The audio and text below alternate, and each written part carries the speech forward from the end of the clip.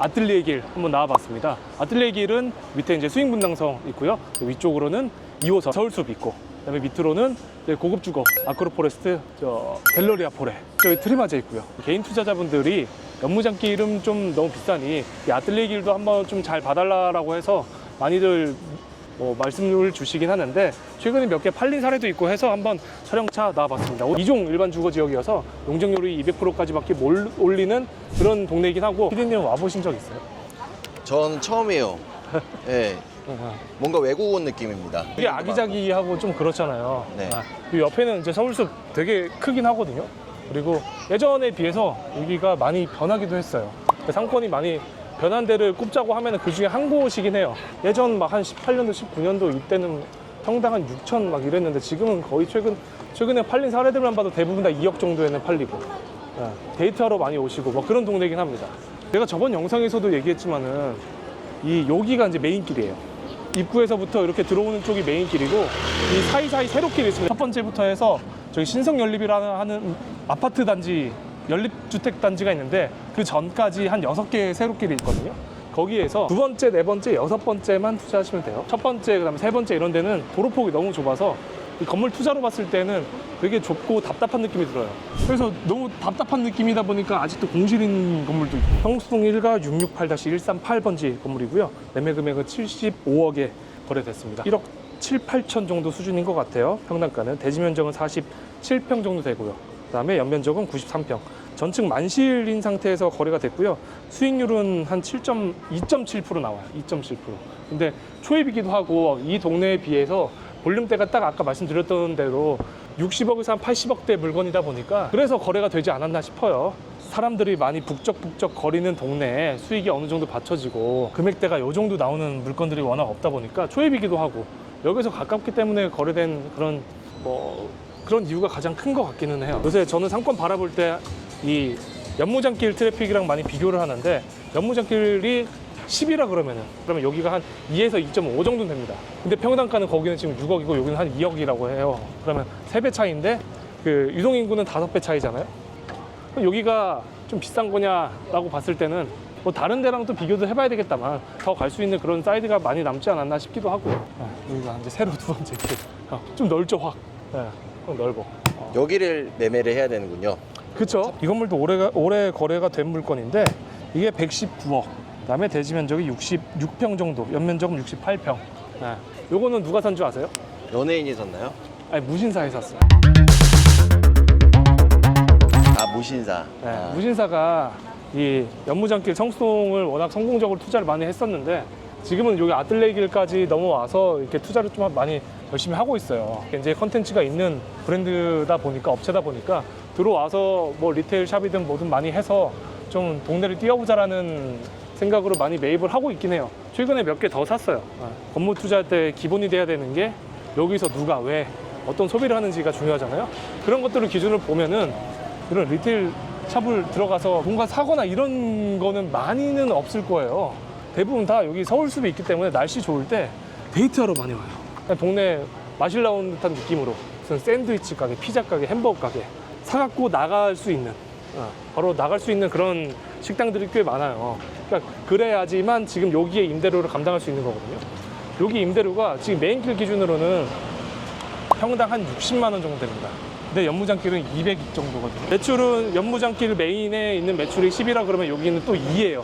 그러니까 유동인구랑 거의 비슷한 거지. 이런 거 수치화해놓고 투자하는 게 되게 중요하긴 합니다. 성수동 1가 668-73번지 건물이고요.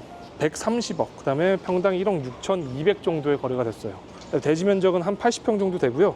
연면적은 252평 정도 거래가 됐는데, 명도 조건이 안 됐었어요. 그러니까 이거 지금 임대료가 너무 안 나오는 물건이다 보니까 1%대 초반이다 보니까 전체 명도를 해서 뭔가를 리테일 샵이나 아니면은 새로 임차 세팅을 다시 해야 되는 물건이었는데, 평당가가 지금 주변에 팔리는 거 평당 2억 정도인데 이게 1억 6천 정도에 팔렸으니까 평당가로만 봤을 때는 잘 산 사례가 될 수도 있어요. 다만 이 동네에 비해서 130억이라는 그 볼륨대가 좀 무겁긴 합니다. 보시면 1층에 저런 이제 베이커리 카페, 2층에는 이제 의류샵 들어와 있는데 저희 명도가 안 됩니다. 거기다 메인길만 거래가 됐고, 이제 투자자분들도 많이 똑똑해지셔가지고 홍대 메인이나 아니면은 저 뭐 한남동이나 압구정이나 이런 데 들어가는 게 아니라고 하면은 이제 메인 길만 투자하려고 하시는 그런 니즈가 많이 있더라고요. 네. 이 건물도 한번 보시면 그거 아세요? 이 블랙컴뱃이라고? 야, 알아요. 네, 이 이거 사업이에요. 유튜브 보는데 뭐 엄청 멋있게 나네요. 네. 그래서 여기 안에서도 이거 싸움을 하는지는 모르겠어요. 건물이 특징을 좀 고국 느낌이 나는데요. 고국? 지붕. 그리고 조금 보면. 뭔가 예뻐요. 작고 낮고. 네. 맞나요? 보면은 대부분 이제 신축 건물들도 이런 붉은색 벽돌이거든요. 아, 맞아. 이게 왜 그러냐면은 성동구에서 신축할 때 이런 적색 벽돌로 하면은 좀 지원해 주는 게 있었었어요. 그래서 그런 것 때문에 이제 적색 벽돌로 대부분 다 많이 신축을 하시죠. 뉴스 보셔서 아시겠다만 성수동에 역대급 인파가 몰렸던 적이 있거든요. 그 포켓몬스터 막 포켓몬스터. 그것도 여기거든요. 이제 연무장길도 이어져서 여기 이제 서울숲 안까지도 막 카드 내놔라 막 이러면서 막 난리가 났던 데가 여기예요.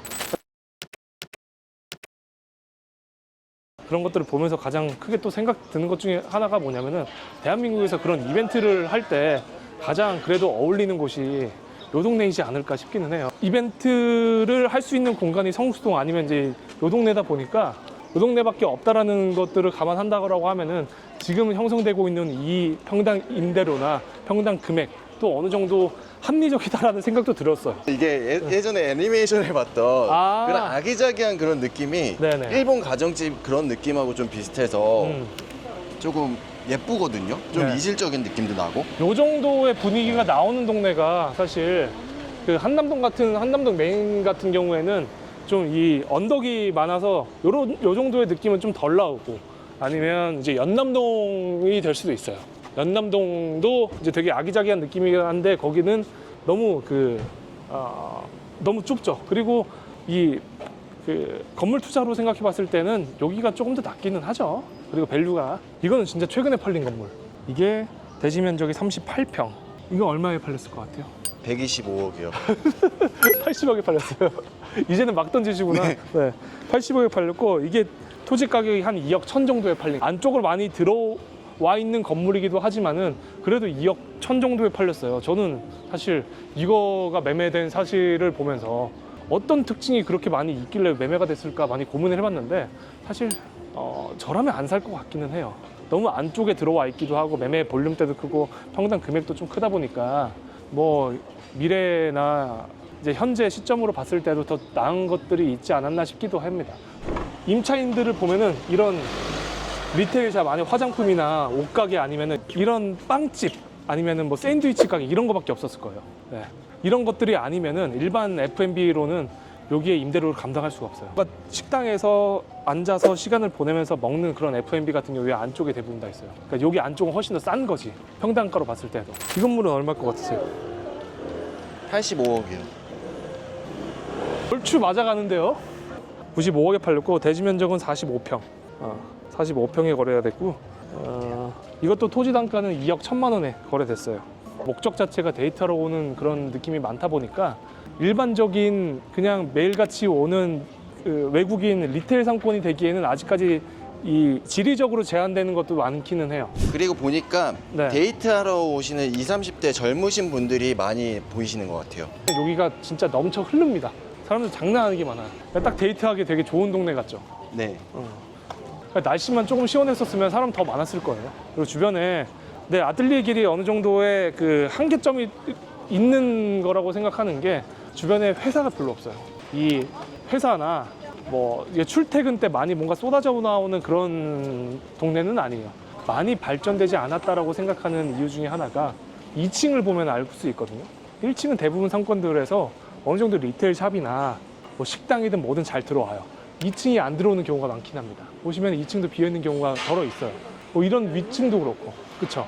여기 이제 세로길로 가볼게요. 여기가 6번째 길일 거예요. 여기서 4m인데 옆에 이런 건물이 셋백돼 있다 보니까 좀 넓게 느껴지죠, 도로가. 그래서 이런 길에는 저런 신축들이 좀 들어와요. 근데 너무 4m 길에다가 좁으면은 리테일 샵이나 식당들도 잘 안 들어오게 되긴 합니다. 그런 것들을 감안하셔서 투자하시면 괜찮을 것 같아요. 그러니까 근데 상권이 어느 정도 커지려면은 이 개발이 어느 정도 수준까지는 올라오긴 해야 돼요. 근데 이 동네는 개발이 많이 된 사례라고 볼 수는 있죠. 개발이 많이 안 된 동네 보면은 이런 신축 건물이 아예 없는 동네들도 많아요. 상권 중에서도. 그리고 요새 이 건물을 쓰시는 분들이 스타일이 사실 이런 신축 건물보다는 저런 건물 있죠. 저런 저희 블루 엘리펀트라고 안경 회사가 들어가 있는 건물인데 지하에 들어가 있거든요. 네. 저렇게 더 힙해 보이지 않아요? 네, 너무 예쁩니다. 저런 형태의 건물을 원하는 임차인들이 되게 많아요. 신축 건물보다. 참 웃기죠? 트래픽이 많은 동네이다 보니까 여기 와서 내가 장사를 함으로써 이 광고비로 태운다라는 생각도 많이 하는 거예요, 업체에서는. 젊은 층에 때 어필할 수 있는 브랜드들이 거의 다 들어와 있는 것 같아요. 느낌으로 따진다라고 하면 홍대가 가장 젊기는 해요, 상권 중에서는. 한 20대에서 한 10대 막 후반들이 되게 많은 듯한 느낌이잖아요. 두 번째가 위에 있는 게 이제 성수동. 그 위쪽이 이제 한남동이라고 생각을 하거든요. 한남동이 좀 많이 정제돼 있고 좀 많이 고급스러운 느낌도 없지 않아 있기는 해요. 근데 그 연무장길과 한남동 사이에 있는 어떠한 그런 느낌이 요 아틀리에 길인 것 같다는 느낌이 많이 좀 듣기는 해요. 내 브랜드랑 잘 맞아라고 하면은 여기 들어와서 장사를 하겠죠. 그 브랜드의 이미지와 여기에 있는 동네 이미지와 이 맞아 떨어지면 그것만큼 시너지가 나오는 것도 없더라고요. 중간중간에 무신사가 진짜 많지 않아요? 네. 네, 무신사가 리테일 상권으로 여기 만들려고 이렇게 많이 노력을 하고 있는 거예요. 그럼에도 불구하고 동네 자체에 대한 그 목적성이 데이트하러 오거나 서울 숲 때문에 오거나 하는 것들이 많기 때문에 여기서 쇼핑을 한다는 듯한 느낌은 많이 덜 받기는 해요. 이런 것들을 변화를 하려면은 내가 패션 브랜드들을 경험하러 요 동네에 와야 되겠다라는 그 인식 자체가 좀 바뀌긴 해야 돼요. 그러면은 동네 자체에 대한 밸류가 더 많이 올라갈 것 같긴 합니다. 이제는 많은 브랜드들이 이 공실 채우는 데 있어서 자기들이 직접 들어가서 장사를 하면은 공실이 해소가 되잖아요. 근데 예전에는 자기들이 대부분 다 임차로 들어가서 동네 땅값이나 임대료를 많이 띄워놓으니까 이런 것들에 이제 불만이 많이 생겼는지 내가 내 건물 사서 거기서 임대료를 많이 띄워놓고 내가 내 건물 투자한 것만큼의 많이 이런 시세 차익도 많이 벌어가겠다라고 하시는 분들이 많아요. 직접적으로 그런 업체에서 이 건물 투자를 많이 하죠, 요새. 네. 그래서 그런 거예요. 내가 열심히 동네는 띄워놓고 장사는 열심히 했는데 결국 돈 벌어가는 건 누구다? 건물주다. 아틀리에 길이 아직까지도 많이 상방이 좀 열려 있기는 하다만 많은 수치적인 것들을 비교해보고 사셔야 될 것 같기는 해요. 메인 길만 투자를 하시면 좋을 것 같고 아니면은 이 세로길 같은 경우에는 두 번째, 네 번째를 가장 추천드리긴 합니다. 그래야지만 이 나중에 매각을 하실 때에도 좀 다른 차기 매수자한테 많이 어필할 수 있는 부분이 있을 거예요. 오늘 영상은 여기서 마무리 짓는 걸로 하겠습니다. 구독, 좋아요 부탁드리겠습니다. Bend like a willow, Godzilla.